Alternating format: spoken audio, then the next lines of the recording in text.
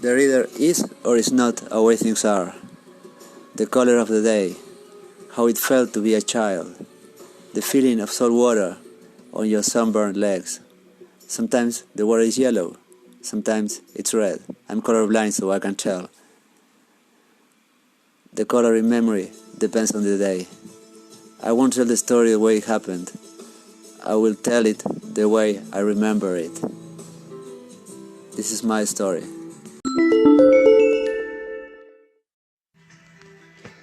There is something that I need to tell you that for me is very important.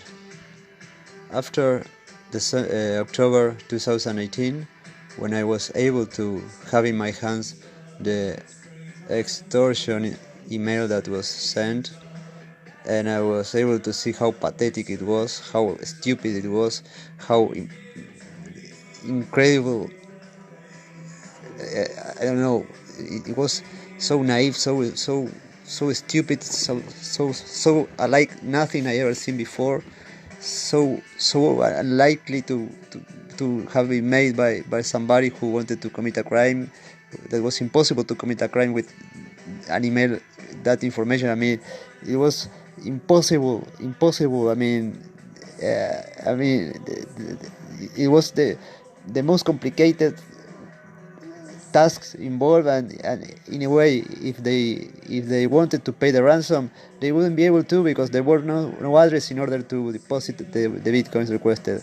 So that was so stupid, so fucking stupid. And after having that in my hands and reading that and taking a picture of that, then and after spending 8 months in prison, because I haven't had that in my hands when I was in the interrogation room with the prosecutor and the judge. And that was not because I wanted to spend 8 months of vacations. It was because I was just feeling the pressure of the police that had put on me, and it was not a nice situation. I was scared. I was frightened. Think that I am not anymore. I'm not frightened anymore, because I would love to see them in the eyes and tell them many things. I am not afraid of them anymore. I'm not afraid that they're wearing a badge and have a gun. I don't care about that. I have more powerful tools than that. But the thing is that I doubt that there have been an attack on the servers of the medical provider. I doubt that there have been actually an email, extortion email. I doubt that the database has been stolen. I doubt that the data has been encrypted or whatsoever. I don't believe anything. I don't believe anything until a third party independent comes and reviews all the steps followed by the people that took part in the collection of the evidence in the first place, and see the documentation and follow the same steps as they did, and if they reach the same results, then I will believe that what is said is true.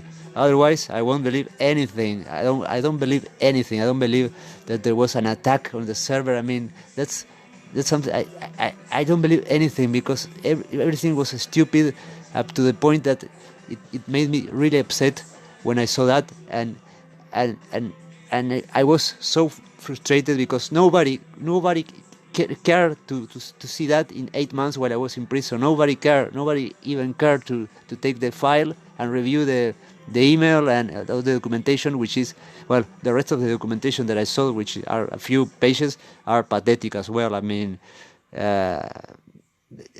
in other countries, there would be, the case would be, dropped. There will be no case, but we are in Uruguay, and there is no problem if the search warrant has a date that is incorrect, if the name on the search warrant is not my name, if the scope is not respected, if they do whatever they want. No, but again, I don't believe anything regarding this situation, regarding the medical provider. I don't believe that they have had this problem for three years and they have not solved it. It's not I cannot believe it. That they could enter and steal all the database, and I don't believe it. I need an independent third party to come and see the evidence and see the conclusion. When I see the conclusion, I will believe or not believe whether something happened or nothing happened, or something different happened than what is told. So until then, I don't believe anything. I don't believe in Search TV. I don't believe in Interpol. I don't believe in delitos informáticos. I believe that they are useless. They were useless in order to visualize that the ransom email was stupid. They were useless in order to collect the items from my house. They were useless in order to everything. They were useless in order to I don't know. You see so many things in the files that seem like they were made by a guy, 8 years old guy that's learning to write, to type. It's stupid. It's really stupid. But one thing that they were good at destroying a person mentally. I mean, that they were great at. That they were really good at destroying people, playing with their mind. Psychologically, they were great at that, because that's the only thing they can do. They cannot do anything, that they cannot solve a case with a technical point of view. They cannot solve a case with evidence digital. They cannot do that. No way. They can only solve problems with treating people, playing psychologically with them, and having the power and arrogance they have. That's the only tools that they have in order to solve cases. That's all. Okay, well, the fact is that according to the initial information that was released, it was a 7 months investigation before the search warrant in my apartment and in the house of this other person who I don't know. 7 months. Fine. Well, before anything, when you have an organization that is having a security problem, well, you have to do something. And that when it comes the information security management system, that in Uruguay is basically based on the ISO 27000 series, where okay, you have a problem, security incident, you are being attacked, suppose, and well, you have to already have decided before this, what are you going to do? I mean, is the operations of your company more important at certain point than perhaps starting legal issues because of these incidents, or your operations are so important that you prefer to continue operating in certain ways so you don't affect the continuity of your business, but on the other hand, that decision makes you not be able to perform certain tasks and do things in certain ways that you can take the incident to a legal level. So you have to choose, actually, and you have already chosen before. I mean, it's not that you choose at the moment. It's like, okay, it's happening this way. No. You have already analyzed the risks. You have accepted the risk, and you act according to that. It's not something that, oh no, my God, what's going on? Oh, give me a pencil and a paper and let me do the numbers. No. You have already decided that before, and okay, your servers and systems are being attacked. What do we do? Okay, how much are our services being compromised? what's the, I mean, how big is the attack? Okay, you put everything in a scale, and then you decide, okay, we have to continue operating. We cannot take the other path. We have to continue operating. So, unfortunately, we won't be able to take legal actions after this, but we will continue providing our service, which is critical. Or, on the other hand, you can say, okay, the systems are being affected, but not that much, and okay, we can stop operating for a certain window of time, but we will be able to perform certain tasks that will allow us to go to the justice and take legal actions against this attack. Okay, in this case of this situation, it was obvious that they choose the second option. I mean, that they choose to stop operating, and they call the surge, and well, they trigger certain things that they have already planned and everything, and well, they shut down the operations. I mean, they resigned that, but on the other hand, they could collect all the evidence in a way that it could be perfectly legally admitted. So, well, the servers were seized. I mean, that's for sure. Or in the worst case, an image of all the servers involved must have been done, which is not a minor task. That's why they have to stop operating. It's a very complicated issue from a technical point of view. But the thing is that, okay, they have seized me like 6-7 laptops and like $20,000 in equipment. They have seized, I don't know, $5,000 from another guy who I don't know. And well, all those equipments now cost, I don't know, 20% of the value they had 2 years ago. This organization, they have, I don't know how many servers were involved. I think, well, they probably have a web server.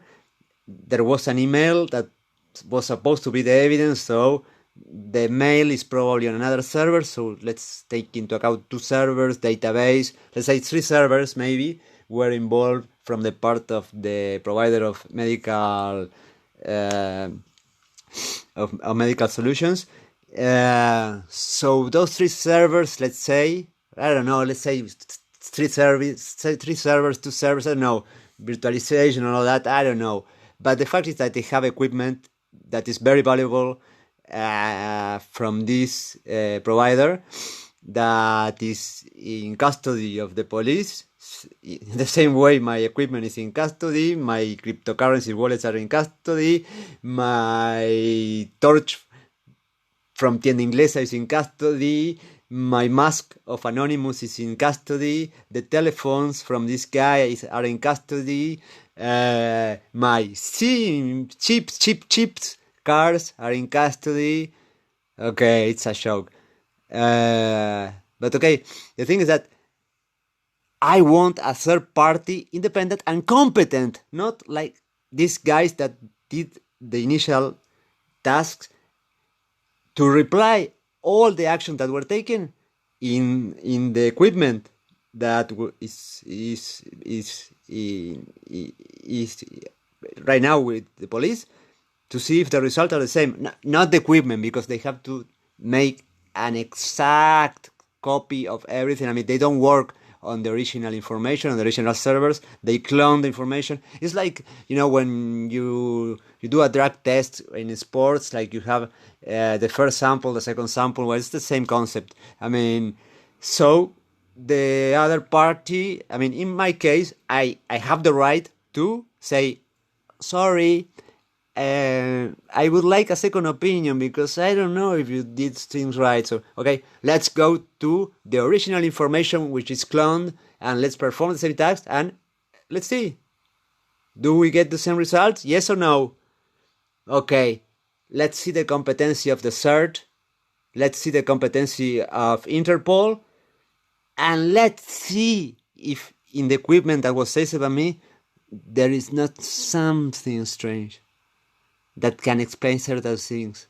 If in the equipment says it of the other guy, there's not the same thing that might be found in my equipment that can explain a lot of things, but the CERT was unable to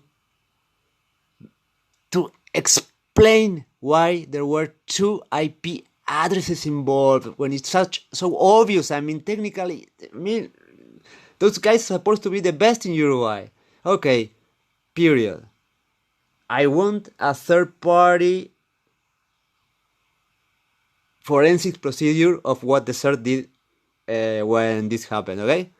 That's what I want. And after that, I will believe. Right now, I don't believe in anything. Hola amigo, muchas gracias por escucharnos y por marcar ahí un programa favorito. Bueno, estamos a las órdenes por acá, por la ciudad Luz de Villa del Carmen. Un saludo grande, gracias. David, te podría, como te dije, hablar durante horas y horas y reflexionar sobre tus palabras, pero te lo hago de forma lo más reducida posible, por más de que carezco completamente de la capacidad para resumir cosas. A principios de 1970, un grupo de jugadores de rugby de Uruguay fueron en un viaje en avión a Chile a jugar un partido, y cuando el avión estaba pasando por la cordillera de los Andes, tuvo un accidente, se cayó, y bueno, fallecieron más o menos como la mitad de las personas en el momento del accidente, y la otra mitad estaba viva, en el medio de la nada, perdida, temperaturas, condiciones totalmente en contra de cualquier probabilidad de supervivencia de un ser humano por un tiempo sumamente limitado. Bueno, muchos problemas. Los que estaban vivos tenían la actitud de querer salir adelante, sin importarles que tuvieran ese obstáculo enorme que era una cordillera, montañas enormes, alturas inexpugnables, temperaturas totalmente imposibles de soportar para un ser humano, sin comida. Entonces no tenían esa voz que le dijera, todo va a estar bien, tranquilo, todo va a salir bien, de una madre. No tenían esa voz, pero ellos sabían que todo iba a salir bien, aunque para que todo saliera bien tenían que tomar decisiones, y entre esas decisiones tenían que comer. Entonces, para que todo estuviera bien, tuvieron que tomar la decisión algunos de comerse a sus madres, comer la carne de sus madres para tener la energía, el alimento para poder sobrevivir y que todo estuviera bien. Entonces, la total convicción, determinación de algunas personas de salir adelante ante cualquier obstáculo, porque todo va a estar bien al final, les hizo tomar decisiones impensables que, al final de todo, luego de una cantidad enorme de días que era totalmente impensable que alguien pudiera sobrevivir a eso, bueno, dos personas que decidieron ir por el camino imposible de sortear. Días y días caminando por las cordilleras hasta que en un momento sintieron agua. Y bueno, ahí más o menos terminó todo y esta gente sobrevivió y todo estuvo bien. ¿Por qué? Porque ellos creían que iba a estar todo bien. No había otra opción más que todo iba a estar bien. Aunque ese todo iba a estar bien implicase que tuviesen que comerse a sus seres queridos. Y todo estuvo bien. Todo estuvo bien. Si ellos pudieron, todos podemos. David, está en vos. There either is or there is not a way things are. How it felt to be a child. The color of the water, Sometimes the color of the water is yellow. Sometimes it's red. What color it is depends on the day. I'm not going to tell you the story the way it happened. I'm going to tell you the story the way that I remember it. My name is Alberto, and this is the beginning of the end. Yeah, I'm sorry, but everything that has a beginning has an end, and everything should end, like it or not.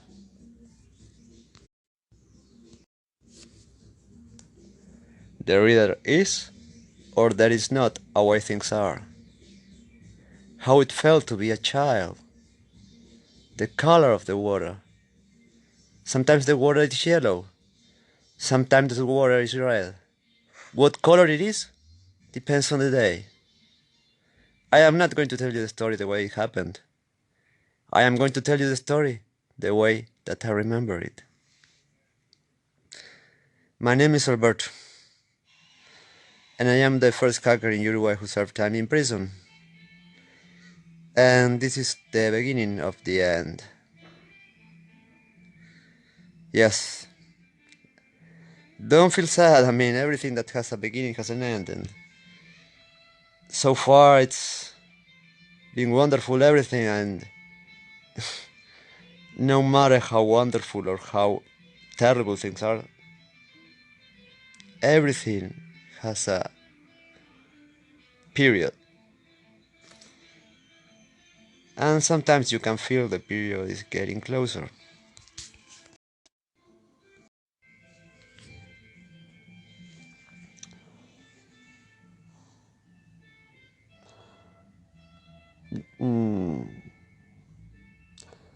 Hi. Yes, this is the end of the beginning. No, sorry, the beginning of the end. The end of the beginning. How can a beginning has an end? No. Well, maybe. Maybe not. That's my problem. I am not a zero. I am not a one. I am a depends. And that's my problem. Does the means justify?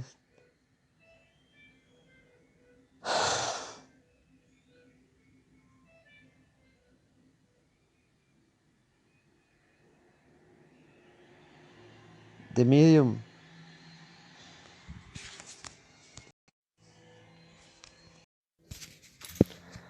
There either is or there is not a way things are.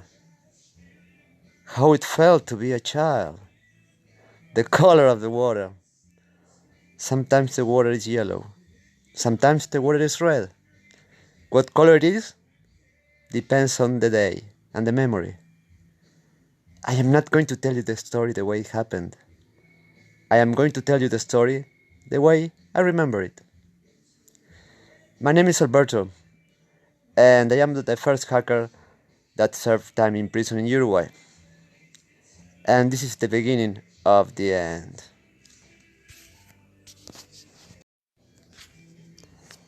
Yes, that's right. This is the end of the beginning. I mean, the beginning of the end. So I will share with you something funny. I mean, after so many times that I have interacted with people from all over the world that knew about my case, and they sent me their support and so beautiful words. Well, things that were kind of, I if I see this, if I can turn back time 10 years before, and I can see, and somebody tells me, okay, Alberto, in 10 years this will happen, and somebody will tell you this, and then I hear what I had heard hours ago, days ago, I would say, no way, that's impossible. How can somebody tell me that? How can I have lived something like that? No way. But yes, Yes, Alberto, don't be so stupid. Everything is possible. Hi people, this is Alberto. Today is April 2, 2019, and tonight I made a decision. I decided to give up my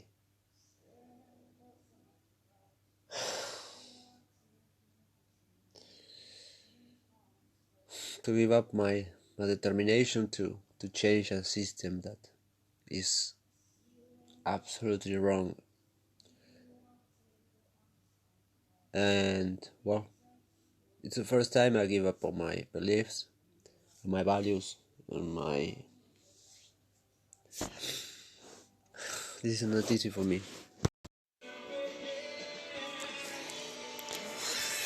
Hello everybody, this is Alberto. Today is April 2, 2019. Well, today's been a day that I made a huge decision, a major decision in my life. But anyway, you might think it's something that's not very good for me. It's kind of failure. I don't see like that. I think that things are much more complex that you can imagine, and the decision that I made today is not doesn't mean that I have gave up the most important things in my life now. No, the opposite. It means I have put the most important things in my life above everything, and that's why I took those decisions. And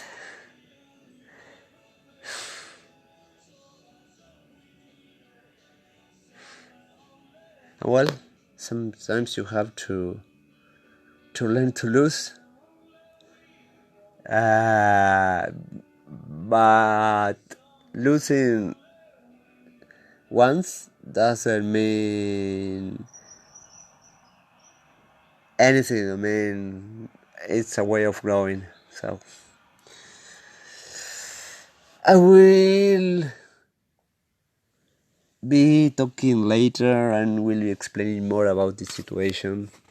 So, because from what I told you, you probably don't understand anything, but I do. And it's very important for me, all the things that happened all the decisions I took today. So thanks for listening. Bye bye.